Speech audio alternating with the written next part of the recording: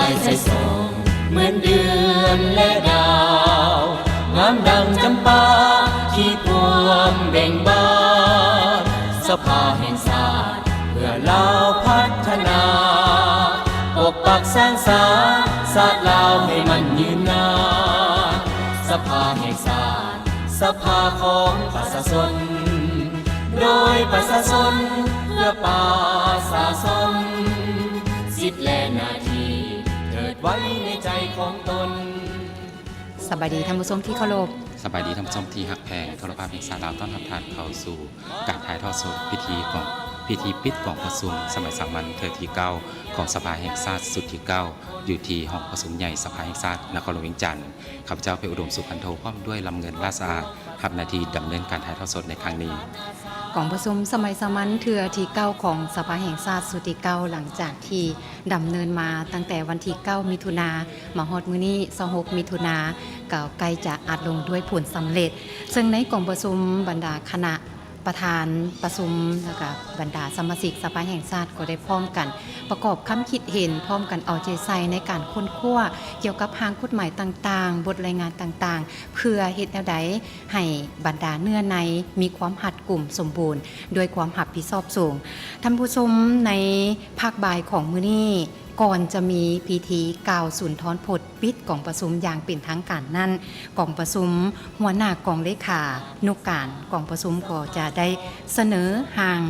มติสภาแห่งชาติมติว่าด้วยการหับห้องเอาบทรายงานการจัดตั้งปฏิบัติแผนพัฒนาเศรษฐกิจสังคมแผนงบประมาณแห่งรัฐแผนเงินตรา6 เดือนต้นปี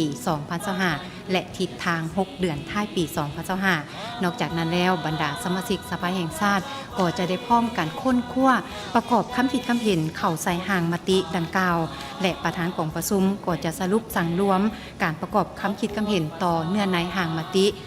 นอกจากนั้นก็จะมีการเสนอให้สมาชิกสภาแห่งชาตินี้ได้ลงคะแนนเสียงหับฮ้องเอามติของสภาแห่งชาติว่าด้วยกันหับฮ้องเอาบทรายงานการจะตั้งปฏิบัติแผนพัฒนาเศรษฐกิจสังคมแผนงบประมาณแห่งรัฐแผนเงินตรา6 เดือนต้นปี2025และทิศทาง6 เดือนท้ายปี2025เจ้าซึ่งในภาคบ่ายนี้ทางโทรภาพแห่งชาติลาวจะถ่ายทอดสดให้ทุกท่านนั้นได้รับชมกันจนถึงพิธีปิดอย่างเป็นทางการได้ทำชมท่านใดที่ตามรับชมอยู่ในปัจจุบันนี้อยากจะประกอบคำคิดเห็นต่อกับวาระการดำเนินกองประชุมก็คือพิธีปิดในมื้อนี้ก็ถือว่ายังสามารถโทรเข้ามาได้ที่หมายเลขสายด่วน156โดยบ่เสียค่าในโมงราชการหรือว่าทุกท่านสามารถติดตามรับชมเกี่ยวกับเวียกงานของสภาแห่งชาติได้ที่แอปลาวนาจะบรรจุข้อมูลข่าวสารเกี่ยวกับวาระการดำเนินกองประชุมเวียกงานสำคัญของสภาแห่งชาติไว้ทุกท่านนั้นได้รับชมตื่นอีกและทุกท่านก็ยังสามารถรับชมได้อีก2 ทางหนึ่งก็คือผ่านทางรายการพิเศษสภาแห่งชาติซึ่งออกอากาศทุกท่านนั้นได้รับชมกันทุกวันจันทร์ถึงวันเสาร์ภาคเช้าเริ่มแต่เวลา 7 โมงเป็นต้นไปและภาคค่ำเริ่มแต่เวลา 20 โมง 40 เป็นต้นไปในมื้อที่ผ่านมาก็เห็นได้ว่าบรรดาคณะผู้แทนได้พร้อมกันประกอบความคิดเห็นเข้าใส่หางเนื้อในต่างๆโดยเฉพาะแล้วคือเมื่อวานนี้เพชรอุดมในการประกอบใส่หางกฎหมาย10 ฉบับด้วยกันที่มีการทำห้องเจ้าซึ่งในตอนบ่ายของเมื่อวานนี้ทางห้องประชุมใหญ่สภาแห่งชาติโดยการเป็นประธานของท่านนางสุนทรเสถียรจากห้องประธานสภาแห่งชาติก็ได้มีการนำเสนอก็คือรับผิดชอบสูงต่อกับการนำพาจัดตั้งวาระของการดำเนินกองประชุมโดยเฉพาะก็คือการผ่านห่างกฎหมายถึง10 ฉบับด้วยกันซึ่งปัจจุบันนี้ทางด้านในห้องประชุมก็ถือว่ามีผู้แทนก็คือสมาชิกสภาแห่งชาติแต่ละเขตเลือกตั้งนั้นได้มาถึงเป็นที่เรียบร้อยแล้วรอท่าเพื่อจะก้าวเข้าสู่พิธีปิดอย่างเป็นทางการฉะนั้นเชิญท่านที่ตามรับชมบรรยากาศทางด้านในท่านผู้ชมที่เคารพในตอนบ่ายของเมื่อวานนี้คือดังนำเสนอไปเกี่ยวกับการพิจารณาและรับรองเอากฎหมายจำนวน10 ฉบับในนี้แมนผลสำเร็จที่สำคัญในการจัดตั้งปฏิบัติแผนการสร้างและปรับปรุงกฎหมายแต่ปี2023-2025และแผนการสร้างและปรับปรุงกฎหมายประจำปี2025ทั้งเป็นการประกอบส่วนสำคัญในการปรับปรุงและเพิ่มทวีพัฒนาการคุ้มครองรัฐคุ้มครองเศรษฐกิจสังคมของประเทศเฮาให้เป็นระบบครบสุดขึ้นเติมเพื่อ พื่อรับประกันการปกป้องสิทธิและผลประโยชน์ของรัฐรวมหมู่บุคคล นิติบุคคล และประชาชนลาวบรรดาเผ่าสร้างความเชื่อมั่นให้แก่นักลงทุนสกัดกั้นและต้านปรากฏการณ์ย่อท่อที่เป็นพฤติกรรมละเมิดต่อกฎหมายอยู่ในสังคมประกอบส่วนในการสร้างรัฐเฮาให้เป็นรัฐประชาธิปไตยที่ปกครองด้วยกฎหมายให้เข้มงวดขึ้นเติมซึ่งกฎหมายที่ได้จึงคำพ้องเอาในภาคบ่ายของเมื่อวานนี้ก็มี10ฉบับในนั้นมีกฎหมายสั่งใหม่5ฉบับคือกฎหมายว่าด้วยพนักงานอัยการ กฎหมายว่าด้วยสังคมสงเคราะห์กฎหมายว่าด้วยสามัญศึกษากฎหมายว่าด้วยการปลูกฝังกฎหมายว่าด้วยความปลอดภัยไซเบอร์นอกจากนั้นก็มีกฎหมายปรับปรุง5ฉบับก็คือกฎหมายว่าด้วยยาและผลิตภัณฑ์การแพทย์กฎหมายว่าด้วยอากรรายได้กฎหมายว่าด้วยป้ายกฎหมายว่าด้วยศาลประชาชนสูงสุดและกฎหมายว่าด้วยชนรับประทานท่านผู้ชมที่หักแพงมื้อเช้านี้กองประชุมได้พร้อมกันรับฟังการรายงานผ่านทางมติและประกอบคำเห็นเพิ่มเติมและลงมติรับรองเอาบทรายงานการจัดตั้งนโยบายนิติกรรมกลไกต่างๆในการพัฒนาพลังงานไฟฟ้าจากกองเลขานุการกองประชุมซึ่งท่านได้ยกให้เห็นบางเนื้อในของหางมติดังกล่าวเพื่อให้บรรดาสมาชิกสภาแห่งชาตินี้ได้ประกอบคำเห็นเพิ่มเติมของหางมติให้มีความสมบูรณ์ถูกต้องนำไปจะตั้งปฏิบัติผ่านการค้นคว้าพิจารณาประกอบคำเห็นลึกซึ้งก็เห็นว่าต่อบทรายงานของรัฐบาลเกี่ยวกับการจะตั้งปฏิบัตินโยบายนิติกรรมกลไกต่างๆในการพัฒนาพลังงานไฟฟ้าในกองประชุมซึ่งกองประชุมสภาแห่งชาติก็เห็นดีเป็นเอกภาพต่อกับทิศทางมาตรการจะตั้งปฏิบัติบรรดานโยบายนิติกรรมกลไกต่างๆในการพัฒนาพลังงานไฟฟ้าทางนี้ก็แม่นเพื่อเฮ็ดให้การจะตั้งปฏิบัติเวียกงานพลังงานไฟฟ้าในประเทศเฮานี้มีผลประโยชน์สูงสุดให้แก่ประเทศชาติเจ้าซึ่งในภาคเศร้าของมื้อนี้เราก็ได้มีการรายงานเกี่ยวกับการปรับปรุงทางกฎหมายว่าด้วยการรับรองเอาบทรายงานเกี่ยวกับผลการสรุปปัจจุบันนี้ถือว่าการนำขั้นสูงแขกที่สึกเสื้อเซินโดยเฉพาะก็คือทางท่านประธานประเทศสหายทองดุลศรีสุริตเลขาธิการใหญ่ประธานประเทศแห่งสาธารณรัฐประชาธิปไตยประชาชนลาวก็ได้มาถึงห้องประชุมแล้วพร้อมด้วยสหายสอนชัยศรีพันดรนายกรัฐมนตรีแห่งสาธารณรัฐประชาธิปไตยประชาชนลาวและบรรดาการนำขั้นสูงแขกที่สึกเสื้อเซินสมาชิกสภาแห่งชาติแต่ละเขตเลือกตั้งก็เข้าสู่ห้องประชุมเป็นที่เรียบร้อย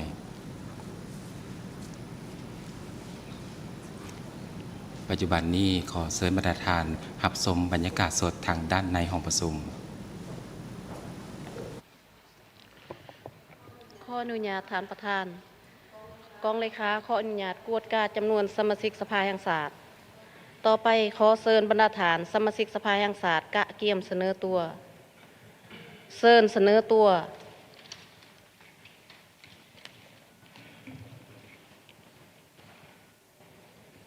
รวมจำนวนเฮียนรายงานฐานประธานจำนวนสมาชิกสภาแห่งชาติมีนาเข้าห่วมกองประชุมสำหรับตอนแรกมื้อนี้มีจำนวน150ฐานเท่ากับ 91.46% ขาด14ฐานเท่ากับ 8.54% ขอขอบใจบรรดาท่านสมาชิกสภาแห่งชาติแขกถึกเชิญมาถึงบรรดาท่านผู้นำพรรคระดับขั้นสูงบรรดาท่านสมาชิกสภาแห่งชาติแขกที่ไม่เกียรติที่นับถือหักแพงทั้งหลายปฏิบัติเวลาดำเนินกองประชุมในตอนบ่ายนี้กองประชุมของเฮาจะได้พิจารณาลงขึ้นใน3ห้องมติกองประชุมสภาแห่งชาติเกี่ยวกับเวียกงานของรัฐบาลคือมติว่าโดยการนำห้องบทรายงานการจัดตั้งแผนพัฒนาสังคมแผนงบประมาณแห่งรัฐแผนเงินตรา6 เดือนต้นปี2025แผนการเดือนท้ายปี2025ฉะนั้นต่อไปนี้ข้าพเจ้าขอเชิญท่านนางอภัยวรณ์หล่อมบุญแพงเลขาธิการสภาแห่งชาติหัวหน้ากองเลขานุการกองประชุมสภาแห่งชาติขึ้นผ่านมาที่ดังกล่าวขอเชิญ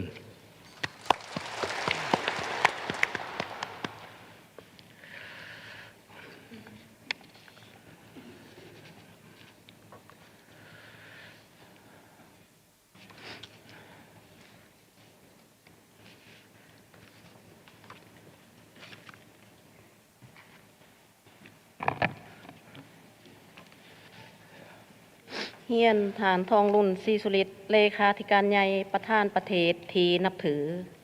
เฮียนฐานใส่สมพรพรหมวิหาร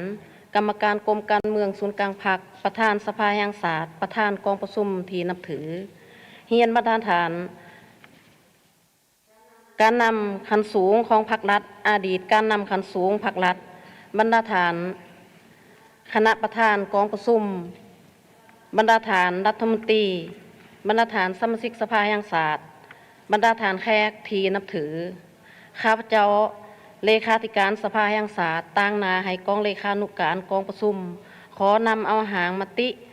ว่าโดยการรับห้องเอาบทรายงานของรัฐบาลเกี่ยวกับการจัดตั้งปฏิบัติแผนพัฒนาเศรษฐกิจสังคมแผนงบประมาณแห่งรัฐและแผนเงินตรา6 เดือนต้นปีและทิศทางแผนการ6 เดือนถ่ายปี2025รายงานต่อกองประชุมละเอียดมีดังนี้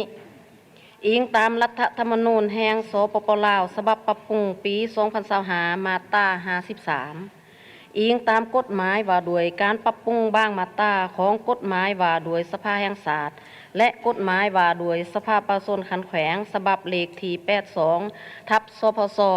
ลงวันที่30 มิถุนายน2020มาตรา60ข้อ 1อิงตามบทรายงานของรัฐบาลในกองประชุมสมัยสามัญเถื่อที่เก่าของสภาแห่งศาสตร์สุดที่เก่าขังวันที่9 มิถุนายน2025ผ่านการขนขวาพิจารณาและประกอบคำเห็นอย่างกว้างขวางและลึกซึ้งต่อบทรายงานของรัฐบาลในกองประชุมสมัยสามัญเถื่อที่เก่าของสภาแห่งศาสตร์สุดที่เก่ากองประชุมตกลงมาตรา 1รับห้องเอาบทรายงานของรัฐบาลเกี่ยวกับการจัดตั้งปฏิบัติแผนพัฒนาเศรษฐกิจสังคมแห่งศาสตร์แผนงบประมาณแห่งรัฐและแผนเงินตรา6 เดือนต้นปี2025กองประชุมแสดงความสมเชยและตีราคาสูงต่อรัฐบาลที่ได้มีความพยายามสู้ซนผ่านพาอุปสรรคและสิ่งท้าทายต่างๆทั้งภายในและภายนอกในการจัดตั้งปฏิบัติแผนพัฒนาเศรษฐกิจสังคมแห่งศาสตร์แผนงบประมาณแห่งรัฐแผนเงินตราติดพันกับการจัดตั้งปฏิบัติ2 วาระแห่งศาสตร์ในระยะ6 เดือนต้นปี2025มีความคืบหน้าหลายขาดหมายเทียบใส่มติของสภาแห่งศาสตร์ซึ่งแสดงออกดังนี้ 1. สามารถรักษาได้เสถียรภาพทางด้านการเมืองสังคมมีความสงบและเป็นระเบียบเรียบร้อยโดยพื้นฐานประชาชนบรรดาเผ่ามีความสามัคคีเป็นปึกแผ่นชีวิตการเป็นอยู่ได้รับการปรับปรุงเศรษฐกิจสังคมได้มีการพัฒนาอย่างต่อเนื่องการพัวพันหัวมือกับต่างประเทศได้รับการเสริมขยายบทบาทของสปป.ลาวในเวทีภาคพื้นและสากลได้รับการยกสูงขึ้น 2. การปฏิบัติบรรดาขาดหมายทางด้านเศรษฐกิจมหาภาคจำนวนหนึ่งมีความคืบหน้าดีถ้าเทียบใส่แผนการปีเป็นต้นรวมยอดผลิตภัณฑ์ภายใน GDP ขาดคะเนจะปฏิบัติได้ 4.5% มติของสภาแห่งศาสตร์ 4.8% ขึ้นไปในนั้นกสิกรรมเติบโต 3.3% มติของสภาแห่งศาสตร์ 4.3%อุตสาหกรรมเติบโต 4.6% มติของสภาแห่งศาสตร์ 4.3%การบริการเติบโต 4.7% มติของสภาแห่งศาสตร์ 5.5%ภาษีอากรเติบโต 4.4% มติของสภาแห่งศาสตร์ 4.5% 2. การปฏิบัติแผนรายรับงบประมาณขาดคะเนจะปฏิบัติได้ 37,100 ตื้อกีบเท่ากับ 54.47% ของแผนการปีมติของสภาแห่งศาสตร์ 68,100 ตื้อในนั้นรายรับภายในขาดคะเนจะปฏิบัติได้ 35,246 ตื้อกีบเท่ากับ 56.21% ของแผนการปีมติของสภาแห่งศาสตร์ 62,700 ตื้อกีบในนั้นรายรับภาษีอากร 32,157 ตื้อกีบเท่ากับ 56.26% ของแผนการปีมติของสภาแห่งศาสตร์ 57,154 ตื้อกีบรายรับบ่แม่นภาษีอากร 3,089 ตื้อกีบเท่ากับ 55.68% ของแผนการปีมติของสภาแห่งศาสตร์ 5,546 ตื้อกีบ 3. การปฏิบัติแผนรายจ่ายงบประมาณขาดคะเนจะปฏิบัติได้ 36,380 ตื้อกีบเท่ากับ 50.63% ของแผนการปีมติของสภาแห่งชาติ 71,850 ตือกีบในนั้นรายจ่ายบริหารปกติ 24,208 ตือกีบเท่ากับ 51.18% ของแผนการปีมติของสภาแห่งชาติ 47,300 ตือกีบ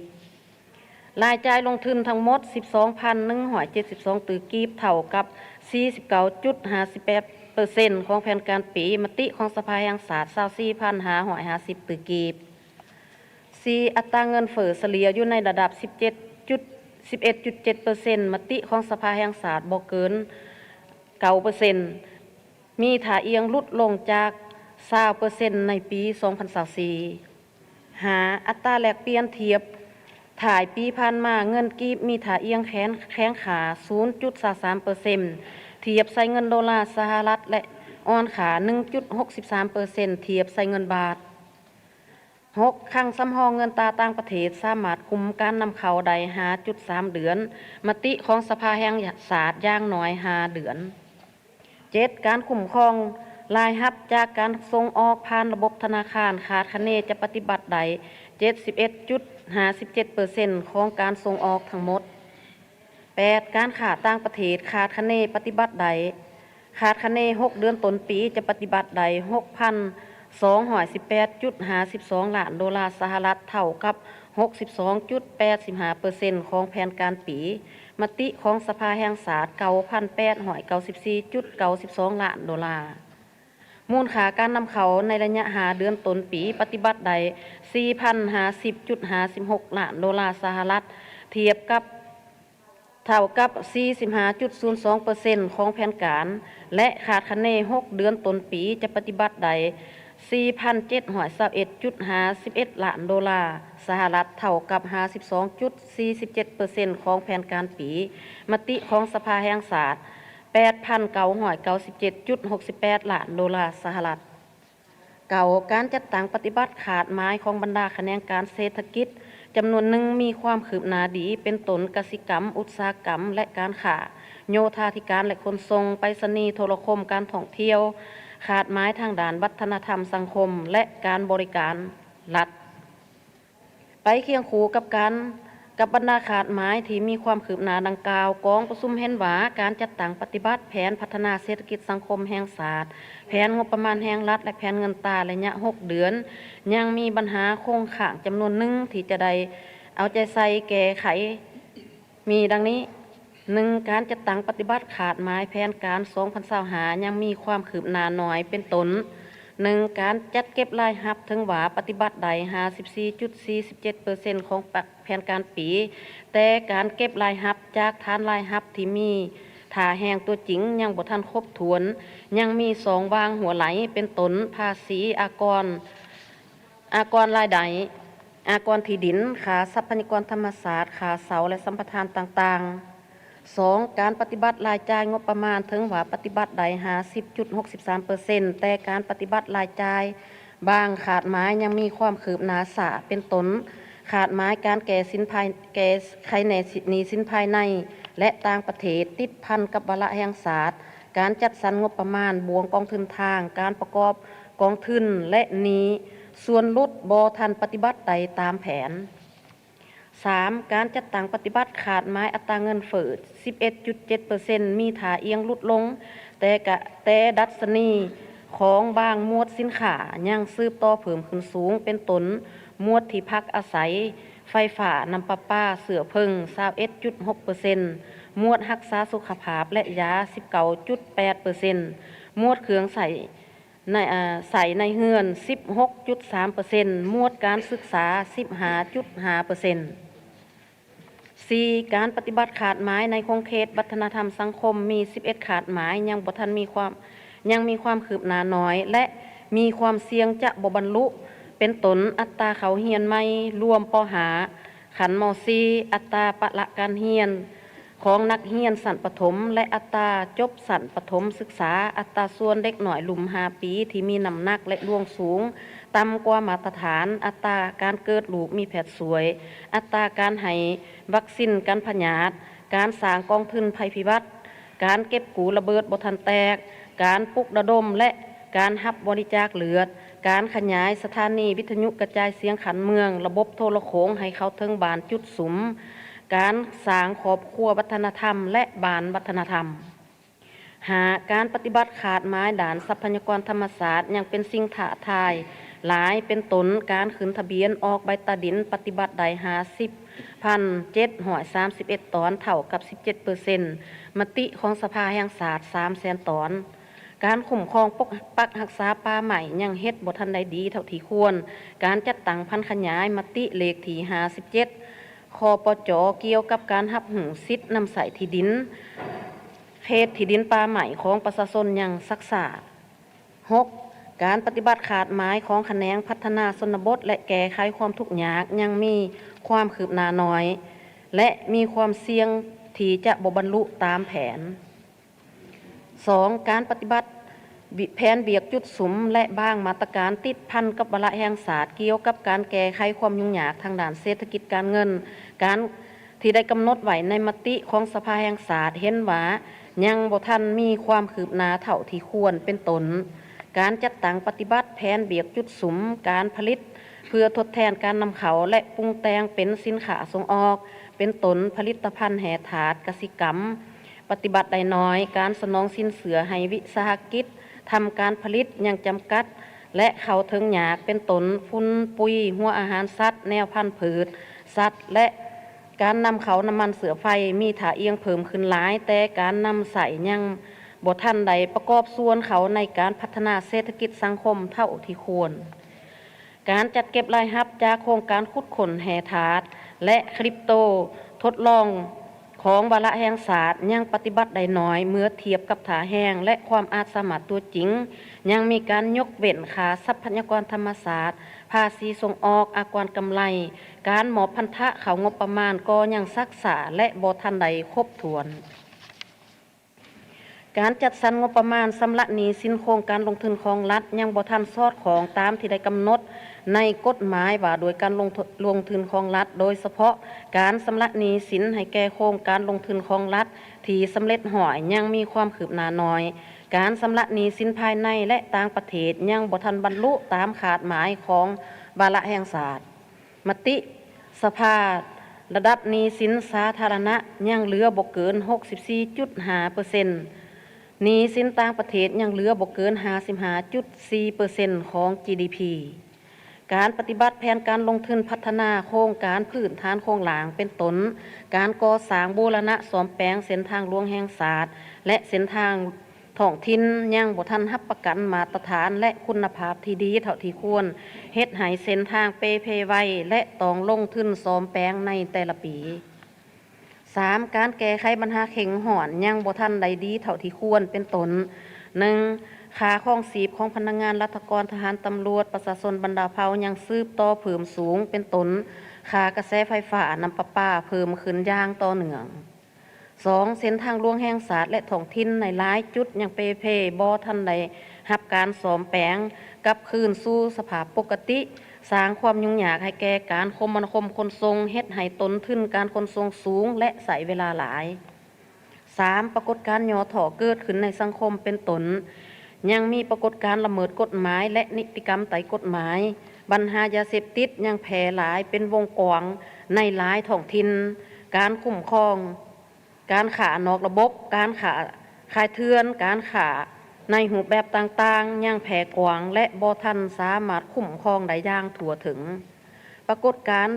ปะละการเฮียนการขาดเขินครูแพทย์ขาดเขินแรงงานยังแพร่หลายสืบต่อเป็นสิ่งท้าทายต่อการพัฒนาอุบัติเหตุตามท้องถนนยังสืบต่อเป็นปัญหามาตรา 2 การรับห้องเอาทิศทางแผนการจุดสุมและมาตรการจัดตั้งปฏิบัติแผนพัฒนาเศรษฐกิจสังคมแห่งศาสตร์แผนงบประมาณแห่งรัฐแผนเงินตรา6 เดือนถ่ายปี 2025 กองประชุมเห็นดีเป็นเอกภาพต่อทิศทางแผนการจุดสุมแผนพัฒนาเศรษฐกิจสังคมแห่งศาสตร์แผนงบประมาณแห่งรัฐแผนเงินตรา6 เดือนถ่ายปีและมาตรการจัดตั้งปฏิบัติตามการเสนอของรัฐบาลเพื่อรับประกันให้แก่การจัดตั้งปฏิบัติบรรดาทิศทางแผนการ6 เดือนถ่ายปีให้บรรลุตามแผนการ กองประชุมมอบให้รัฐบาลเอาใจใส่บ้างเวียกจุดสุมและบ้างมาตรการเพิ่มเติมดังนี้ 1. สืบต่อสุมใส่การรับประกันเสถียรภาพทางด้านการเมืองให้นักแน่นสังคมมีความสงบและเป็นระเบียบเหียบห่อยโดยการเอาใจใส่ปฏิบัติยุทธศาสตร์การก่อสร้างหลักฐานการเมืองพัฒนาชนบทและเขตห่างไกลศอกลีกเขตรอแหลมตามสายแหลนสืบต่อปรับปรุงกงจักตามมติของประชุมสมัยสามัญเถื่อที่2ของสภาแห่งชาติสุดที่เก่าฉบับเลขที่05 สพสลงวันที่20 มีนาคม 2025และมติของคณะประจำสภาแห่งชาติเลขที่164 ทับคปจลงวันที่6 มีนาคม 2025ว่าโดยการรับห้องบุคลากรให้มีความสอดคล้องกับความต้องการของเวียกงานตัวจริงและประเทศชาติในระยะใหม่มีประสิทธิภาพมีประสิทธิผลรับประกันความสงบ 2. เพิ่มทวีความเอาใจใส่จัดตั้งพันขยายมติของกรมการเมืองศูนย์กลางพรรคเกี่ยวกับการสร้างเศรษฐกิจเอกราชเป็นเจ้าตนเองมติกองประชุมครบคณะบริหารงานศูนย์กลางพรรคครั้งที่เก่าสมัยที่11 สรุปตีราคามติของสภาแห่งชาติติดพันกับ2 วาระแห่งชาติในปีม่วนถ่ายของแผนพัฒนาเศรษฐกิจสังคมแห่งชาติ5 ปีครั้งที่เก่า 2021-2025 ให้มีผลสำเร็จตามแผนการ 3. สืบต่อจัดตั้งปฏิบัติขาดหมายแผนเวียกจุดสุมและมาตรการจัดตั้งปฏิบัติตามมติกองประชุมสภาแห่งชาติฉบับเลขที่153-154 ทับสพสลงวันที่12 ธันวาคม 2024โดยเฉพาะบรรดาขาดหมายที่มีความคืบหน้าน้อยเป็นต้นสุมใส่การเก็บรายรับจากฐานรายรับที่มีฐานแห่งตัวจริงของเศรษฐกิจแห่งชาติให้ได้ 18.16% ของ GDP โดยเฉพาะสุมใส่เก็บรายรับจากฐานรายรับที่ยังมีความคืบหน้าน้อยและมีการหัวไหลเป็นต้นอากรรายได้ภาษีจากการนำเข้าภาษีที่ดินค่าทรัพยากรธรรมชาติการเสาและสัมปทานต่างๆสุมใส่ปฏิบัติบรรดาขาดหมายแผนรายจ่ายที่ยังมีความคืบหน้าน้อยเป็นต้นการแก้ไขหนี้สินภายในและต่างประเทศตามที่ได้กำหนดไว้ในวาระแห่งชาติเกี่ยวกับการแก้ไขความยุ่งยากทางด้านเศรษฐกิจการเงินการจัดสรรงบประมาณบวงกองทุนทางการประกอบทุนและส่วนหนี้ส่วนลดให้สำเร็จแผนตามแผนและแก้ไขหนี้สินกองทุนประกันสุขภาพสุมใส่ปฏิบัติขาดหมายอัตราเงินเฟ้อของบางหมวดสินค้าที่มีการเปลี่ยนแปลงและเพิ่มขึ้นไว้ให้ลดลงเป็นต้นหมวดที่พักผ้าใสไฟฟ้าน้ำประปาเสื้อผึ้งหมวดรักษาสุขภาพและยาหมวดเครื่องใส่ในเฮือนและหมวดการศึกษาสุมใส่ปฏิบัติขาดหมายในคงเขตวัฒนธรรมสังคมที่มีความคืบหน้าน้อยให้บรรลุตามแผนการเป็นต้นอัตราการเข้าเรียนไม่รวมอัตราปละการเรียนของนักเรียนชั้นประถมและอัตราจบประถมศึกษาอัตราเด็กหน่อยลุม5 ปีที่มีน้ำหนักและล่วงสูงต่ำกว่ามาตรฐานอัตราการเกิดลูกมีแผดสวยอัตราการให้วัคซีนกันพยาธิการขาดแคลนแรงงานภายในการสร้างกองทุนภัยพิบัติการเก็บกู้ระเบิดบ่ทันแตกออกจากพื้นที่ทำการผลิตและเขตซุ่มซุนเขตจุดสุมธุรกันดารธุรกิจการปลุกระดมและรับบริจาคเลือดการขยายสถานีวิทยุกระจายเสียงขันเมืองระบบโทรโขงให้เข้าถึงบ้านจุดสุมการสุขหนูสร้างครอบครัววัฒนธรรมและบ้านวัฒนธรรมสุมใส่ปฏิบัติบรรดาขาดหมายทางด้านทรัพยากรธรรมศาสตร์เป็นต้นการขึ้นทะเบียนออกใบตาดินการคุ้มครองปกปักรักษาป่าใหม่ตามทิศสีเขียวและยืนยงการปฏิบัติบรรดาขาดหมายของการพัฒนาชนบทและแก้ไขความทุกข์ยากให้สำเร็จตามแผน 4. หีบห่อนจัดตั้งปฏิบัติเงินเกินแผนตามมติกองประชุมสภาแห่งชาติฉบับเลขที่133 ทับสพสลงวันที่18 พฤศจิกายน 2024ให้สำเร็จตามแผนการ 5. สืบต่อแก้ไขปัญหาเข็งหอนของสังคมขอคงข่างและสิ่งท้าทายต่อการพัฒนาเป็นต้น 1. ปรับปรุงระบบเงินเดือนเงินอุดหนุนของพนักงานรัฐกรทหารตำรวจให้เหมาะสมกับสภาพเศรษฐกิจในปัจจุบันเพื่อแก้ไขปัญหาความฟืดเคืองในการดำรงชีวิตการปฏิบัติ หน้าที่เวียกงานพร้อมกันนั้นให้สุมใส่ปฏิบัตินโยบายเป็นต้นเงินนโยบายต่อครอบครัวและผู้ที่มีผลงานคุณงานความดีให้แก่การปฏิวัติและประเทศศาสตร์ 2. พิจารณาแก้ไขขาของสีบของประชาชนเป็นต้นขากระแสไฟฟ้าน้ำประปาสินค้าอุปโภคบริโภคให้เข้าสู่สภาพปกติโดยยกสูงความรับผิดชอบของกระทรวงองค์การและองค์การปกครองท้องถิ่นขันต่างๆติดพันกับการปลุกระดมและเสริมขยายสิทธิ์เป็นเจ้าของประชาชนบรรดาเผ่า 3. หีบห่อนก่อสร้างบูรณะซ่อมแปลงเส้นทางหลวงแห่งศาสตร์และเส้นทางท้องถิ่นที่เป้เพ่หลายให้กลับคืนสู่สภาพปกติสร้างความสะดวกให้แก่การคมนาคมขนส่งสินค้าและโดยสารการท่องเที่ยวลดพรต้นทุนการผลิตการค้าและการบริการหีบห่อนค้นขวาหลักการ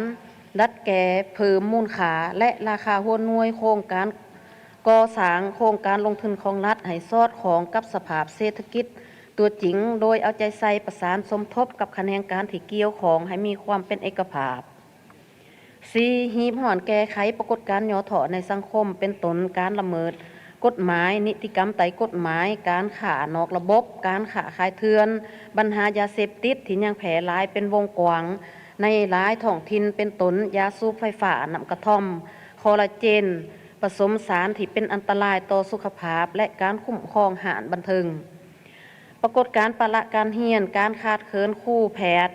การเขือนหย่ายพลเมืองและการขาดแคลนแรงงานภายในอุบัติเหตุตามท้องถนนกองทุนประกันสุขภาพ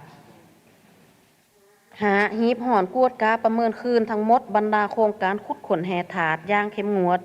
ให้ยุติการอนุมัติโครงการสำรวจขุดขนแห่ถาดไม้ทุกประเภทยกเป็นแห่หินทรายสำหรับก่อสร้างยุติโครงการที่บ่มีประสิทธิภาพประสิทธิผลเป็นต้นโครงการจัดอยู่ในประเภท 4 และ 4 บวก 6. หีบห่อนขนขวาและปรับปรุงกฎหมายว่าโดยไฟฟ้าและกฎหมายที่เกี่ยวของอื่นแผนยุทธศาสตร์การพัฒนาและนำใส่พลังงานไฟฟ้าเพื่อกำหนดแผนพัฒนาพลังงานทดแทนในรูปแบบอื่นๆเพื่อสนองไฟฟ้าให้ภายในเพียงพอและส่งออกเป็นต้นพลังงานลมพลังงานแสงตะเวนและพลังงานอื่นๆที่เป็นท่าแห้งของประเทศเฮาโดยมียุทธศาสตร์หันไปสู่เทคนิคสั้นสูงเป็นมิตรกับสิ่งแวดล้อมเลือกเฟ้นนักพัฒนาเป็นมืออาชีพและชำนาญงานมีความโปร่งใสและตรวจสอบได้ในนโยบายและกลไกจัดตั้งปฏิบัติเพื่อเสนอสภาแห่งชาติพิจารณารับรอง 7. ตั้งนาสืบต่อการปฏิรูปรัฐวิสาหกิจเป็นต้นรัฐวิสาหกิจไฟฟ้าลาวรัฐวิสาหกิจการบินลาวรัฐวิสาหกิจเสือไฟลาวธนาคารนโยบายรัฐวิสาหกิจน้ำประปาและอื่นๆให้สำเร็จตามมติของสภาแห่งชาติฉบับเลขที่58/สพสลงวันที่8กรกฎาคม2022มีการค้นขวาวิเคราะห์วิจัยอย่างลึกซึ้งมีตัวชี้วัดอย่างยืนที่ชัดเจนโดยรับประกันผลประโยชน์ร่วมของรัฐมีประสิทธิผลมีกำไรมอบรายรับเขางบประมาณแห่งรัฐอย่างโปร่งใสสามารถตรวจสอบได้ 8. เอาใจใส่ปฏิบัตินโยบายประหยัดการนำใส่น้ำมันเสือไฟคุ้มครองการนำเขาน้ำมันเสือไฟที่มีท่าเอียงเพิ่มขึ้นหลายให้สมขู่กับการพัฒนาเศรษฐกิจสังคมปรับปรุงราคาไฟฟ้าให้สอดคล้องกับสภาพการตัวจริงจำกัดการนำเขาสินค้าฟุ่มเฟือยและสินค้าที่บ่จำเป็นส่งเสริมการนำใส่ผลิตภัณฑ์ภายในที่ผลิตได้เก่าซุ้มใส่ติดตามเผาระวังและเกียมรับมือกับเหตุการณ์และผลกระทบที่จะเกิดขึ้นใน6 เดือนท้ายปีเป็นต้นภัยพิบัติธรรมศาสตร์พยาธิระบาดและผลกระทบจากสงครามการค้าเศรษฐกิจการเมืองของบรรดาประเทศอยู่ภาคพื้นและสากลรับประกันคลังซ้ำห้องสินค้าที่มีลักษณะยุทธศาสตร์เป็นต้นเสบียงอาหารน้ำมันเสือไฟและสินค้าจำเป็นอื่นๆและคนขวาสร้างและปรับปรุงกองทุนแก้ไขภัยพิบัติฉุกเฉินให้มีความเข้มแข็ง 10. สุมใส่สรุปตีราคาการจัดตั้งปฏิบัติแผน5 ปีครั้งที่เก่า2021-2025และแผนการประจำปี2025ติดพันกับการสรุปมติกองประชุมสภาแห่งชาติเกี่ยวกับการแก้ไขความยุ่งยากทางด้านเศรษฐกิจการเงินฉบับเลขที่ 111/สพสลงวันที่21 พฤศจิกายน 2023 และมติว่าโดยการแก้ไขปัญหายาเสพติดฉบับเลขที่ 110/สพสลงวันที่21 พฤศจิกายน 2023 และสืบต่อหางแผน5 ปีครั้งที่10 2026-2030 และแผนการประจำปี 2026 ให้มีเนื้อในครบถ้วนสมบูรณ์เพื่อรายงานต่อกองประชุมสมัยสามัญเถือที่10ของสภาแห่งชาติสุดที่เก่า 11. เพิ่มทวีความศักดิ์สิทธิ์ในการคุ้มครองรัฐคุ้มครองสังคมโดยกฎหมายมีสติต่อการเคารพและปฏิบัติพันธะกฎหมายอย่างเข้มงวดและเด็ดขาดยกสูงความรับผิดชอบของพนักงานสกัดกั้นและแก้ไขสภาพการละเมิดกฎหมายในคงเขตต่างๆรวมทั้งเวียกงานการขุดขนแห่ถาดให้มีพันธะภาษีอากรตามกฎหมายและแก้ไขผลการกวดสอบกวดกาให้ได้อย่างคาดตัว 12. เพิ่มทวีความเอาใจใส่ในการปรับปรุงระบบสถิติข้อมูลข่าวสารและการค้นคว้าวิจัยที่มีลักษณะวิทยาศาสตร์ให้ทันเวลาเพื่อรับใส่การสรุปตีราคาการจัดตั้งปฏิบัติแผนพัฒนาเศรษฐกิจสังคมในระยะผ่านมาและการสร้างแผนในต้นหน้าให้มีคุณภาพสอดคล้องกับสภาพตัวจริงเพื่อรับประกันประสิทธิภาพประสิทธิผลสูงสุดของการพัฒนาเศรษฐกิจสังคมแห่งชาติมาตรา 3การจัดตั้งปฏิบัติ 1. มอบให้รัฐบาล 4. นำบรรดากระทรวงองค์การขันศูนย์กลางและองค์การปกครองท้องถิ่นจัดตั้งพันขยายมติฉบับนี้ให้เป็นแผนการจัดตั้งปฏิบัติของรัฐบาลอย่างละเอียดและจัดตั้งปฏิบัติให้ไปตามแผนอย่างเข้มงวด 2. มอบให้คณะประจำสภาแห่งชาติกรรมาธิการแผนการเงินและตรวจสอบบรรดากรรมาธิการคณะสมาชิกสภาแห่งชาติประจำเขตเลือกตั้งสมาชิกสภาแห่งชาติและสมาชิกสภาประชาชนขันแขวงดำเนินการติดตามกวดกาการจัดตั้งปฏิบัติมติฉบับนี้ตามพระราชบทบาทขอบเขตสิทธิและหน้าที่ของตนอย่างเข้มงวดมาตรา 4 ผลศักดิ์สิทธิ์มติฉบับนี้มีผลศักดิ์สิทธิ์นับตั้งแต่วันลงลายเซ็นเป็นต้นไปประธานสภาแห่งชาติข้าพเจ้าได้ผ่านหางมติมาฮอดนี้ได้สำเร็จขอขอบใจ ขอขอบใจท่านนักพลหลวงมุนแพงเลขาธิการสภาแห่งชาติหัวหน้ากองเลขานุการกองประชุมสภาแห่งชาติที่ได้ขึ้นผ่านมติกองประชุมสภาแห่งชาติมาตรฐานที่นับถือเพื่อให้เนื้อในหางมติฉบับนี้มีความสมบูรณ์ขึ้นตื่มข้าพเจ้าเสนอให้มาตรฐานสมาชิกสภาแห่งชาติประกอบความเห็นตื่มขอเชิญได้เขต18เชิญได้เจ้าขอบใจประธานเฮียนประธานเฮียนทานทองรุ่นศิสุริตกรรมการกรมการเมืองศูนย์กลางพรรคอยู่ในมตินี้สำคัญหลายอยู่ในข้าพเจ้าจะประกอบอยู่ในมาตรา2ข้อที่1ประธานเนาะถ้าเขียนในนี้นี่คือว่าลักษณะเนื้อในเบาบางเนาะการจัดตั้งปฏิบัตินี้บ่ค่อยสะดวกเนาะข้าพเจ้าขอเขาในข้อที่1ในเขียนจังซี่ประธานเนาะสืบต่อสวมใส่การรับประกันเสถียรภาพตระหนักการเมืองให้นักแน่นสังคมมีความสงบและความเป็นระเบียบเรียบร้อยโดยการเอาใจใส่ปฏิบัติ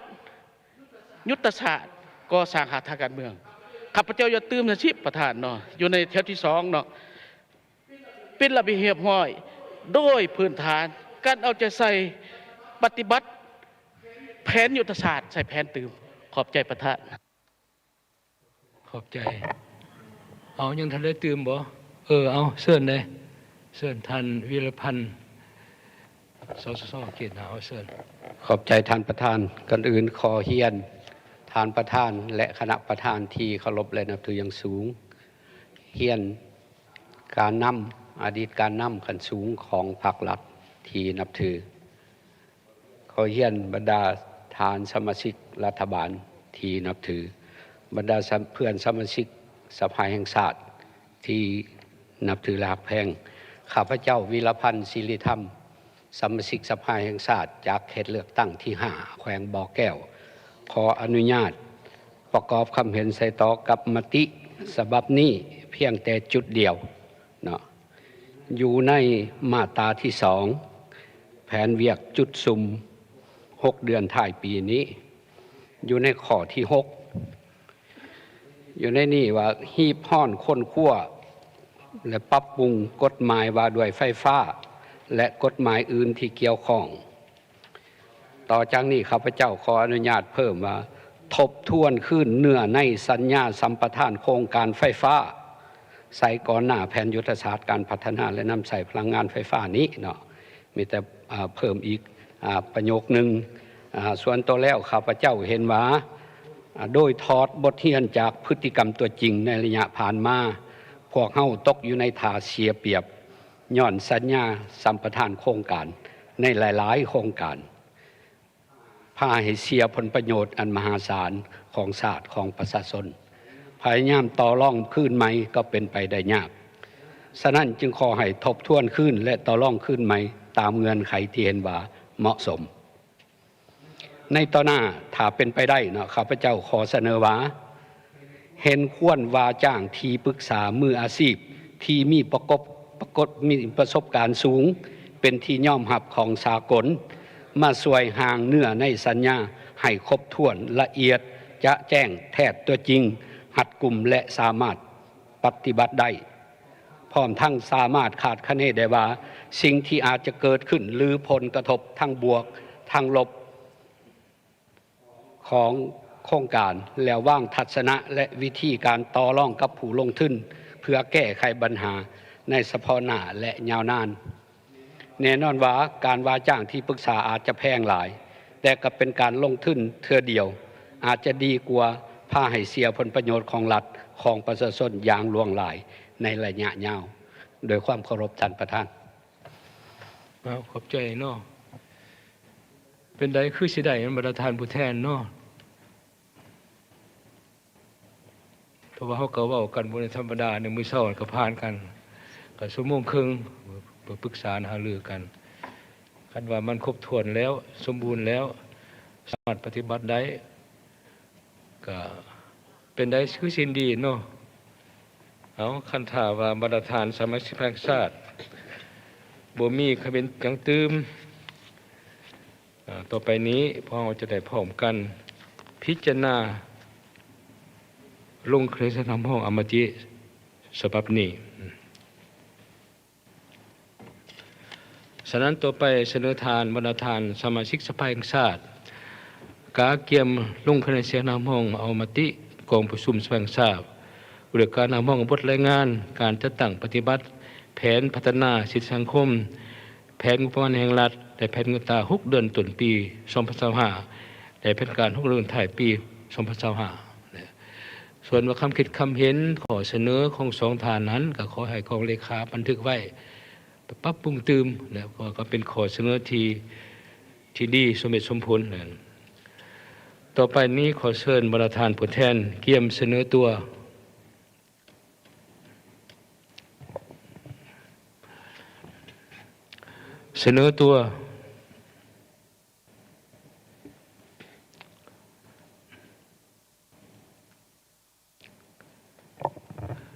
ลงคะแนนเสียง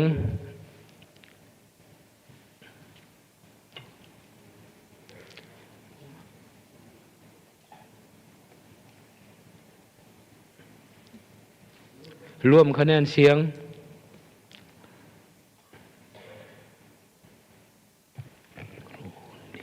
เรียนรายงานฐานประธานจำนวนสมาชิกสภาแห่งชาติมีนาเสนอตัว149ฐานลงคะแนนเสียงเห็นดี149ฐานเท่ากับหอยส่วนหอยบ่เห็นดี0บ่ออกเสียง0ขอขอบใจ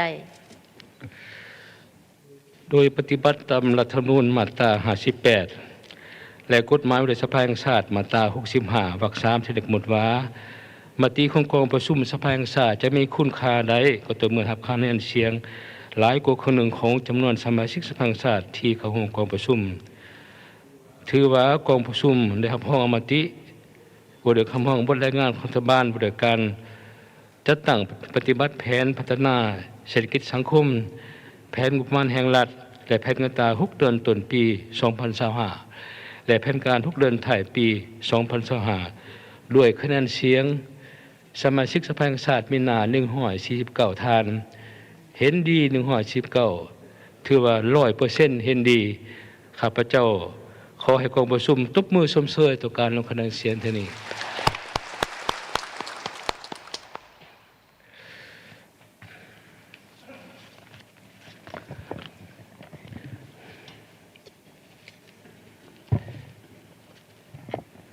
ต่อไปนี้พอเขาเวลาปิดกองประชุม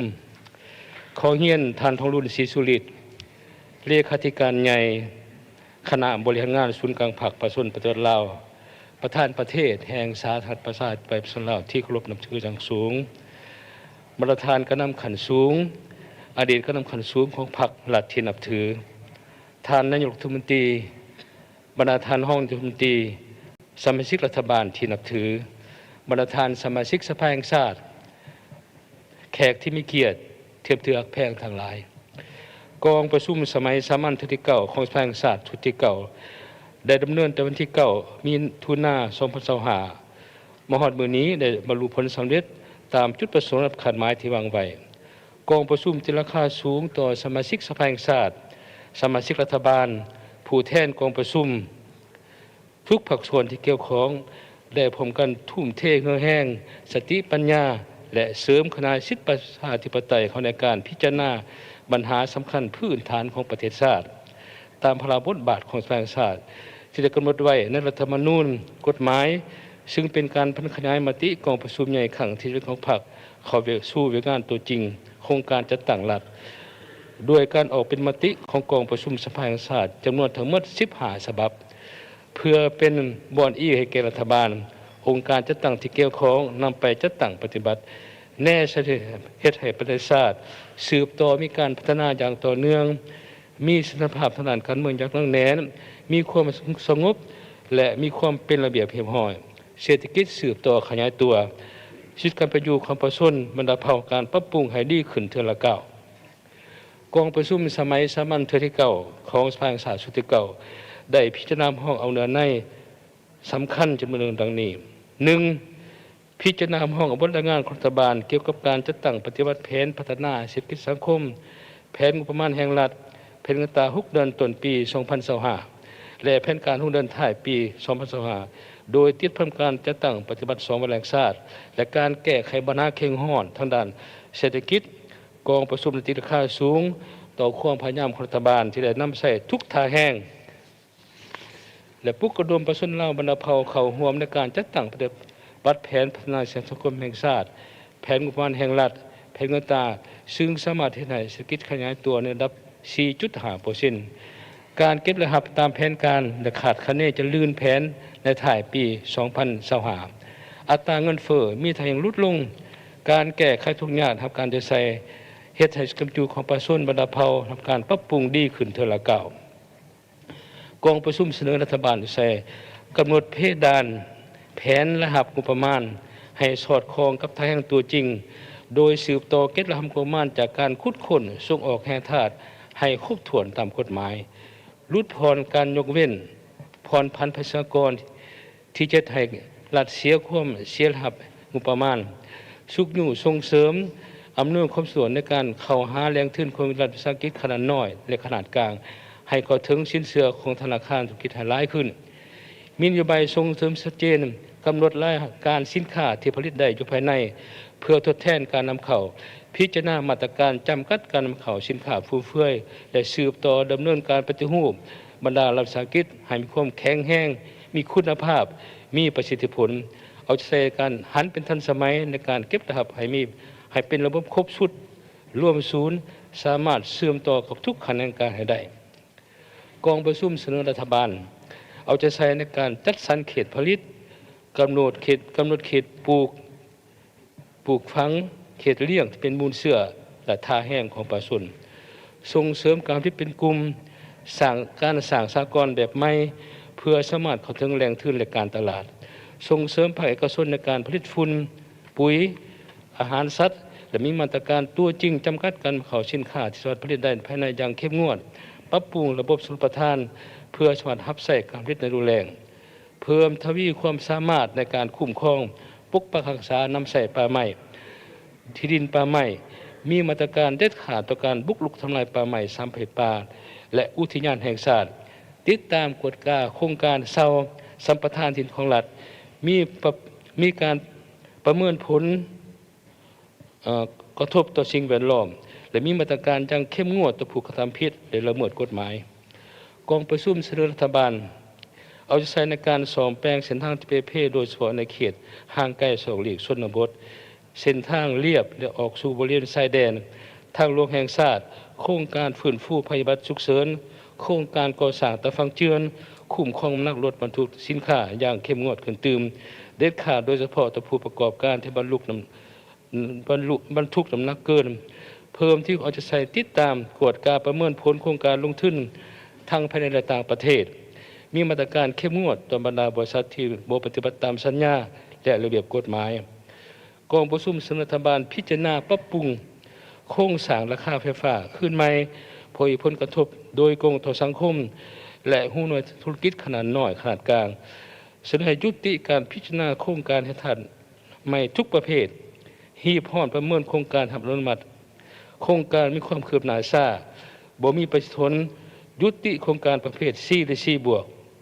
กวดการขึ้นกลไกการเก็บและหับจากโครงการพัฒนาแห่ธาตุเข้างบประมาณแห่งรัฐตื่มอีกกองประชุมเสนอรัฐบาลเพิ่มช่วยแก้ไขปัญหาสภาพการปราการเฮียนปัญหาคุณภาพการศึกษาติดตามสุกยู่การจัดสรรงบประมาณให้แก่โครงเขตศึกษาสาธารณสุขให้ซุ้มผู้กับความสำคัญที่ภาครัฐให้ควบอาจจะใส่เพิ่มความเข้มงวดเด็ดขาดในการคุ้มครองอาหารบันเทิงสืบต่อพัฒนาชื่อแม่งานด้านต่างๆให้มีคุณภาพตอบสนองได้ตลอดตลาดแรงงานภายในต่างประเทศและสืบต่อปฏิบัตินโยบายตอบบุญแทนคุณต่อบุคคลและครอบครัวที่มีคุณงามความดีต่อประเทศชาติกองประชุมแสดงความสมเชื่อต่อรัฐบาลที่เราจะใส่อย่างจริงจังในการจัดตั้งปฏิบัติงานแนวทางป้องกันศาสตร์ป้องกันความสงบทั่วปวงชนหอมด้านอย่างต่างหน้าและมีความสำเร็จตามขาดหมายสามารถรักษาได้สภาพทางการเมืองสังคมมีความสงบและเป็นที่พอโดยพื้นฐาน 2. กองประชุมได้ประกอบเห็นอย่างกงไปตรงกงมาต่อห่างแผนพัฒนาเศรษฐกิจสังคม5ปีครั้งที่10 2020ซึ่งกองประชุมเห็นดีเป็นเอกภาพโดยพื้นฐานต่อการตีสรุปที่ราคาการปฏิบัติแผนการ5ปีครั้งที่9 2021-2025ถึงนี้ก็ตามกองประชุมก็มีขอเสนอการแสดงความเป็นห่วงต่อบางปัญหาเป็นต้นการแบ่งขันคุ้มครองระหว่างศูนย์กลางท้องถิ่นบ่ทันละเอียดจ้าแจ้งการพัฒนาตามทิศ3สร้างยังบ่ทันปฏิบัติอย่างต่อเนื่องการปฏิบัติกฎหมายบ่ทันเข้มงวดการติดตามกฎการยังบ่ทันลงเรียนพร้อมกันนั้นบรรดาผู้แทนได้เสนอบางความเห็นต่อการวางแผนเป็นต้นให้คนคั่วขึ้นวิสัยทัศน์และยุทธศาสตร์ของการพัฒนาให้เป็นเอกสารเฉพาะและกวดการขึ้นความสอดคล้องกำหนดเป้าหมายขาดหมายตัวชี้บอกของแต่ละแผนการแผนงานจุดซุ้มให้จ้าแจ้งและชัดเจนขึ้นตื่มอีกกองประชุมเสนอกำหนดเอาคะแนนกสิกรรมและปรุงแต่งผลิตภัณฑ์กสิกรรมเป็นบุริมชิตหนึ่งที่ควรเอาใจใส่และพันคะแนนแนวทางการสร้างเศรษฐกิจเอกราชเป็นเจ้าตนเองโดยการบุกทะลุโดยติดพันการสร้างเศรษฐกิจดิจิทัลให้มีความชัดเจนจ้าแจ้งขึ้นตื่มคนขั้วท่าแห้งในการสร้างและรับจากโครงการขึ้นขนาดใหญ่การสร้างขนาดไฟฟ้าและพลังงานตัวแทนเพื่อสนองตอบให้แก่การพัฒนาและคุ้มครองปรับปรุงโครงสร้างไฟฟ้าให้เหมาะสมสร้างแผนพัฒนาพื้นฐานโครงหลังโดยเฉพาะการก่อสร้างซ่อมแปลงเส้นทางอยู่แขนต่างๆอย่างมีจุดซุ้มจัดตั้งปฏิบัตินโยบายและแผนการจัดสรรป่าไม้ที่ดินให้เป็นระบบโดยติดพันการจัดสรรภูมิลำเนาอาชีพเพื่อสะดวกในการคุ้มครองที่ดินพร้อมกันนั้นให้สืบต่อคนขั้วปรับปรุงบางเนื้อในของแผนพัฒนาเศรษฐกิจสังคมแห่งชาติ5 ปีครั้งที่10ให้จ้าแจ้งและเป็นระบบเพื่อการเกียมเสนอรับห้องในกองประชุมขังปฐมฤกษ์ของสภาแห่งชาติสุดที่10 3. กองประชุมได้พิจารณารับห้องเอานโยบายสุกยู่ส่งเสริมการก่อสร้างซ่อมแปลงทางระยะใหม่ซึ่งกองประชุมเห็นดีในด้านหลักการต่อนโยบายดังกล่าวตามการเสนอของรัฐบาลซึ่งเป็นความคิดริเริ่มที่ดีในการก่อสร้างซ่อมแปลงเส้นทางในสภาพประเทศไทยยังมีความยุ่งยากทางด้านสิทธิการเงินแต่บรรณาธิการสมาชิกสภาแสดงความเป็นห่วงและเสนอจัดตั้งปฏิบัติเป็นโครงการทดลองหรือเป็นโครงการตัวแบบโดยซุ้มใส่เส้นทางสำคัญจำนวนหนึ่ง มีกำหนดเวลาที่จะตั้งที่ชัดเจนมีการติดตามกฎการอย่างปกติหลังจากนั้นจึงมีการถอดถอนบทเรียนผลได้ผลเสียต่อการนำใส่นโยบายดังกล่าว 4. กองประชุมในคนขั้วรับห้องเอาการจัดตั้งปฏิบัตินโยบายนิติกรรมกลไกต่างๆในการพัฒนาพลังงานไฟฟ้าซึ่งกองประชุมได้เห็นดีเป็นเอกภาพต่อเนื่องในบทรายงานของรัฐบาลแต่เพื่อในการจัดตั้งปฏิบัติการดังกล่าวมีประสิทธิผลแต่ประสิทธิภาพนั้นและมีประโยชน์สูงสุดแก่ประเทศชาติกองประชุมส่วนรัฐบาลมีการกวดกาประเมินขึ้นการดำเนินโครงการพลังงานไฟฟ้ามีมาตรการอย่างเข้มงวดต่อกับโครงการที่อนุญาตแต่บ่มีการพัฒนาหรือดำเนินบ่ถูกต้องตามกฎหมายระเบียบการให้มีแผนการละเอียดในการกำหนดเขตพัฒนาพลังงานไฟฟ้าเป็นต้นพลังงานไฟฟ้าน้ำตกพลังงานลมพลังงานแสงตะเวนอื่นๆให้มีการแบ่งขันธ์ความอย่างละเอียดจ้าแจ้งระหว่างศูนย์กลางท้องถิ่นมีการคุ้มครองติดตามกวดกาและประเมินการจัดตั้งปฏิบัติพันธะด้านการเงินประเมินผลกระทบต่อสิ่งแวดล้อมสังคมและธรรมชาติให้คนขั้วกำหนดตากรกำไรค่าผักหลวงจากโครงการพลังงานไฟฟ้าและลดผ่อนการยกเว้นผ่อนผันการปฏิบัติมาตราของกฎหมายที่ผูกพันกับปัญหาภาษีกรต่างๆซึ่งให้รัฐเฮาเสียประโยชน์ให้รัฐบาลพิจารณาคนขั้วขึ้นเกี่ยวกับโครงสร้างราคาไฟฟ้าที่เพื่อแก้ไขผลกระทบโดยกงต่อสิทธิการประโยชน์ของพลังรัฐกรก็คือผู้ประกอบการวางแผนพัฒนาพลังงานไฟฟ้าให้สอดคล้องกับการพัฒนาของคณะการเทียบของพิจารณาการลงทุนและรวมถึงข้อใช้การก่อสร้างสายส่งไฟฟ้าแห่งสูงให้เป็นระบบสืบต่อคุณขวบปรับปรุงยุทธศาสตร์การพัฒนาพลังงานไฟฟ้าน้ำตกให้บุคคลกลมเกี่ยวระหว่างการพัฒนาเศรษฐกิจการปกป้องรักษาสิ่งแวดล้อมสังคมคนขั้วลดผ่อนก้าวไปถึงการยุติการก่อสร้างเขื่อนไฟฟ้าพลังงานน้ำโดยเฉพาะแม้ขนาดน้อยและหันไปสู่พลังงานทดแทนในแบบอื่นประเมินขึ้นการปฏิบัติกฎหมายนิติกรรมแต่กฎหมายโดยเฉพาะกฎหมายระบบไฟฟ้าให้สอดคล้องกับสภาพแวดล้อมของเศรษฐกิจสังคมในแต่ละอย่างพร้อมกันนั้นให้สร้างและยกระดับบุคลากรในแขนงการไฟฟ้าให้เป็นมืออาชีพเพื่อสามารถรองรับความต้องการต่างๆในการคุ้มครองบริหารจัดการกับบรรดาโครงการพลังงานไฟฟ้าที่จะสืบส่งคืนมอบให้รัฐบาลภายหลังสิ้นสุดอนุสัญญาสัมปทานโครงการแล้ว 5. กองประชุมรับฟังการรายงานเกี่ยวกับการปฏิบัติปีท่องเที่ยวลาวและทิศทางแผนการต่อหน้ากองประชุมแสดงความสมเชยต่อรัฐบาลอาศัยนำพาสีนำทุกภาคส่วนในสังคมเป็นเจ้าการปฏิบัติปีท่องเที่ยวลาวซึ่งสร้างให้ผู้ประกอบการธุรกิจการท่องเที่ยวซึ่งสามารถสร้างเหตุงานทำประกอบส่วนในการแก้ไขชีวิตของประชาชนให้ดีขึ้นเป็นเก่าแต่ทั้งอย่างไรก็ตามผู้แทนยังแสดงความเป็นห่วงและเสนอเอาใจใส่บางด้านเพิ่มเติมเป็นต้นให้สืบต่อสร้างปรับปรุงนิติกรรมนโยบายต่างๆเพื่อเป็นเครื่องมือในการคุ้มครองสุขอยู่ส่งเสริมและพัฒนาเวียงงานการเที่ยวให้มีประสิทธิภาพประชาชนดีขึ้นเป็นต้นค้นคว้ากำหนดบรรดาจุดแหล่งท่องเที่ยวจะเป็นบุริมสิทธิ์โดยติดพันกับการท่องเที่ยวธรรมชาติประวัติศาสตร์วัฒนธรรมอันดีงามวิถีชีวิตของประชาชนบรรดาเผ่าและอื่นค้นคว้าพิจารณานโยบายยกเว้นวีซ่าเข้าสปป.ลาวสำหรับนักท่องเที่ยวสร้างปรับปรุงพื้นฐานโครงสร้างด้านท่องเที่ยวการบริการต่างๆให้มีคุณภาพดีขึ้นเป็นลำดับเพิ่มที่การติดตามกวดกาและแก้ไขระบบการบริการท่องเที่ยวที่มีความพันประกันสะดวกว่องไวสร้างความประทับใจและดึงดูดให้นักท่องเที่ยวเข้ามาลาวในเมืองหลายขึ้นพร้อมกันนั้นเสนอปรับปรุงบำรุงสร้างบุคลากรเกี่ยวกับการนำเที่ยวให้เป็นมืออาชีพสืบต่อโฆษณาเผยแพร่งานท่องเที่ยวโดยผ่านสื่อมวลชนต่างๆให้กว้างขวางและปรับปรุงกลไกประสานงานกับทุกภาคส่วนทั้งศูนย์กลางและท้องถิ่นคุ้มครองเอกภาพทั่วประเทศในการท่องเที่ยวให้มีความลงเรียนกลมเกลียวและเป็นมีความปลอดภัย 6. กองประชุมได้พิจารณารับรองเอาการสรุปตีราคาการโฆษณาเผยแพร่กฎหมายทั่วประเทศซึ่งกองประชุมตีราคาสูงต่อการสรุปเรื่องงานโฆษณาเผยแพร่กฎหมายและแสดงความสมเชยต่อรัฐบาลจะจัดตั้งปฏิบัติการโฆษณาเผยแพร่กฎหมายอย่างแข็งแรงกองประชุมเสนอให้รัฐบาลใส่ตื้มในการชี้นำบรรดากระทรวงองค์การที่เป็นเจ้าของกฎหมาย เพิ่มที่การโฆษณาเพื่อแพร่ให้เข้าถึงเป้าหมายต่างๆ โดยเฉพาะประชาชนเขตห่างไกลศอกเหล็กเสนอให้มีการสร้างยกระดับบุคลากรเกี่ยวข้องให้มีความสมิทธิ์ชำนาญเป็นมืออาชีพคัดเลือกเอาเนื้อในรูปการที่จะนำลงเผยแพร่ให้สอดคล้องกับสภาพการตัวจริงและเหมาะสมกับเป้าหมายต่างๆซึ่งคนควรเพิ่มงบประมาณในเวงานโฆษณาเผยแพร่กฎหมายและสร้างปึ้มคู่มือเพื่อเผยแพร่กฎหมายให้ทั่วถึงแน่ใจสร้างสติเข้าหลบกฎหมายของสังคมให้สูงขึ้นกว่าเก่า 7. กองประชุมได้พิจารณารับรองเอาบทรายงานเกี่ยวกับการจัดตั้งแผนการขยายของสภาแห่งชาติ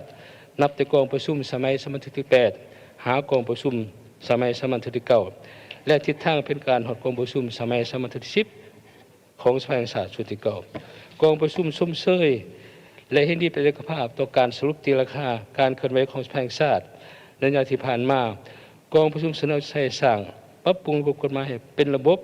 มีความสอดคล้องกับการพัฒนาเศรษฐกิจสังคมสู่ส้นให้การตกลงปัญหาพื้นฐานของประเทศชาติสอดคล้องกับทางนโยบายของพรรครัฐธรรมนูญกฎหมายสุกนิ้วการโฆษณาเพื่อแพร่กฎหมายให้ทั่วถึงจะเอาใจใส่ติดตามกฎกาสุกนิ้วแก้ไขผลการติดตามกฎกาปัญหาเข่งห้อนของสังคมเป็นต้นปัญหาผลกระทบต่อสิ่งแวดล้อมธรรมชาติและสังคมการเน้นตีงของราคาสินค้าค่าครองชีพปัญหายาเสพติดอื่นๆเอาใจใส่การลงผู้ปะผู้มีสิทธิเลือกตั้งเพื่อฟังความคิดความเห็นความคัดค้านขอเสนอต่างๆของประชาชนแล้วนำมาค้นคว้าร่วมกับองค์การอำนาจรัฐเพื่อสอกหาวิธีแก้ไขเอาใจใส่ค้นคว้าปรับปรุงกองจักรต่างๆของสภาแห่งชาติชุดที่ 10และสภาประชาชนขันแขวงชุดที่ 3และการเก็บความได้ในการเลือกตั้งสมาชิกสภาแห่งชาติชุดที่ 10และสภาประชาชนขันแขวงชุดที่ 3 8. กองประชุมฟังการรายงานเกี่ยวกับการตัดทางห่างแผนการสร้างปรับปรุงกฎหมาย5 ปี 2026 หา 2030 ของสภาแห่งชาติชุดที่ 10 กองประชุมแสดงความสมเสยต่อรัฐบาลคณะประจำสภาแห่งชาติที่เฮ็ดเวียกร่วมกันอย่างใกล้ชิดเพื่อการเกี่ยมบรรดากฎหมายที่สร้างใหม่และปรับปรุงใน5 ปีต่อหน้าเพื่อให้มีความพร้อมเป็นเอกภาพแต่หัวที่ตามขั้นตอนของกฎหมายบูรณาการสร้างกิจกรรมและให้สอดคล้องกับทางของพรรครัฐธรรมนูญฉบับปี 2025 พร้อมกันนี้กองประชุมเสนอรัฐบาลอาศัยชี้นำกระทรวง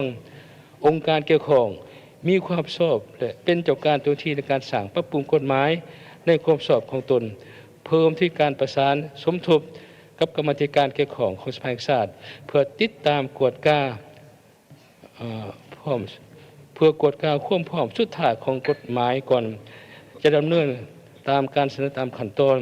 และสามารถนำเข้าพิจารณาพอในกองประชุมของพัฒนลึกของสภาแห่งชาติชุดที่ 10 ในปี 2026 9. กองประชุมได้พิจารณาพอการสร้างและปรับปรุงกฎหมายจำนวน10 ฉบับและนี่มีกฎหมายสร้างใหม่5 ฉบับคือกฎหมายว่าด้วยความปลอดภัยไซเบอร์กฎหมายว่าด้วยสังคมสงเคราะห์กฎหมายว่าด้วยพนักงานอัยการประชาชนกฎหมายว่าด้วยสามัญศึกษากฎหมายว่าด้วยการปลูกฝังและกฎหมายว่าด้วยปรับปรุง5 ฉบับคือกฎหมายว่าด้วยยาและผลิตภัณฑ์การแพทย์กฎหมายว่าด้วยอักษรรายได้กฎหมายว่าด้วยป้าย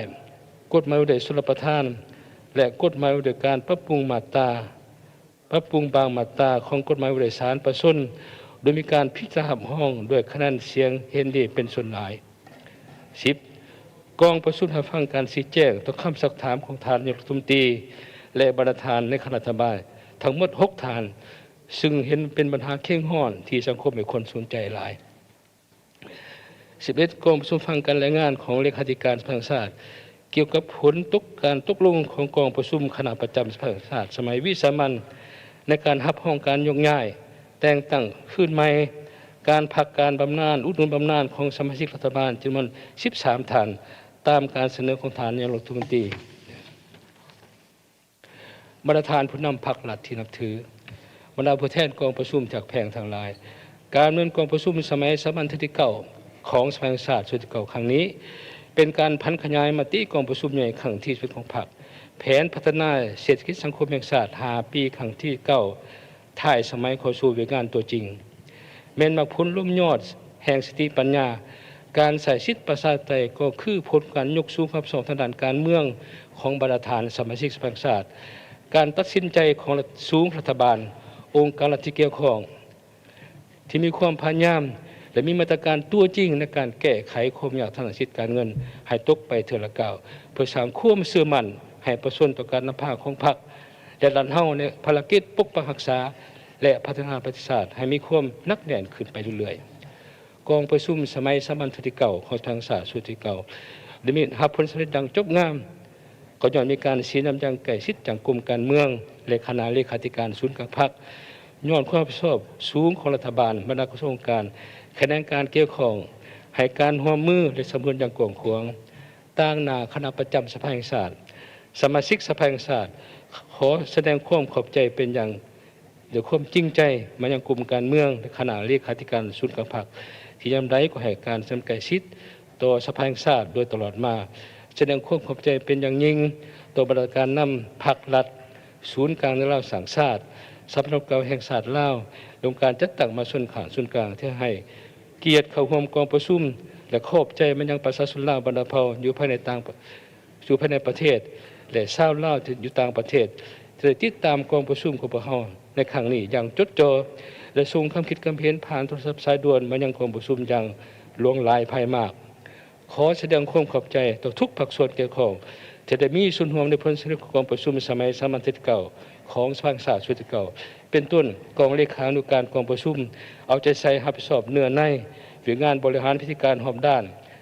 ด้วยความห่าวหันและมีความสอบสูงขอขอบใจต่อกำลังป้องกันศาสตร์ป้องกันความสงบแพทย์หมอที่ประกอบส่วนที่ให้กองประชุมมีความปลอดภัยทุกประการและขอบใจต่อบรรดาสื่อมวลชนที่เราจะใส่เผยแพร่การดำเนินกองประชุมสภาแห่งชาติให้สังคมได้เข้าถึงและติดตามดังต่อเนื่องในทันเวลากองประชุมมอบให้คณะประจำสภาแห่งชาติบรรดากรรมการคณะเลขาธิการสภาแห่งชาติคณะสมาชิกสภาแห่งชาติประจำเขตเลือกตั้งสมาชิกสภาแห่งชาติรัฐบาลองค์การเกี่ยวข้ององค์การปกครองท้องถิ่นและทุกภาคส่วนเกี่ยวข้องจงได้ค้นคว้าพันคะแนนมติกองประชุมสภาแห่งชาติครั้งนี้เข้าในการปฏิบัติเรื่องงานของแต่ละภาคส่วนให้ได้รับความสำเร็จเป็นอย่างดี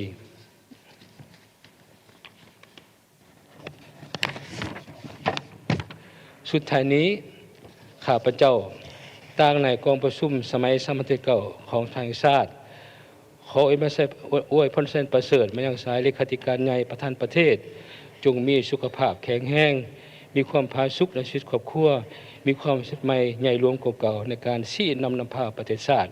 ให้มีการพัฒนาก้าวขึ้นสู่จุดหมายที่พรรคเฮาได้วางไว้อย่างนักแน่นอวยพรบรรดาการนำขันสูงของพรรครัฐอดีตการนำพรรครัฐสมาชิกสภาแห่งชาติสมาชิกรัฐบาลตลอดหอดพนักงานทหารตำรวจและประชาชนลาวบรรดาเผ่าในทั่วประเทศจงมีแต่สุขภาพเข้มแข็งมีความผาสุกในครอบครัวประสบความสำเร็จในหน้าที่การงานอันมีเกียรติศักดิ์ของตนในโอกาสอันสง่าราศีนี้ในนามประธานกองประชุมข้าพเจ้าขอกล่าวปิดกองประชุมสมัยสามัญที่เก่าของสภาแห่งชาติชุดเก่ายังเป็นนับแต่นี้เป็นต้นไปขอขอบใจ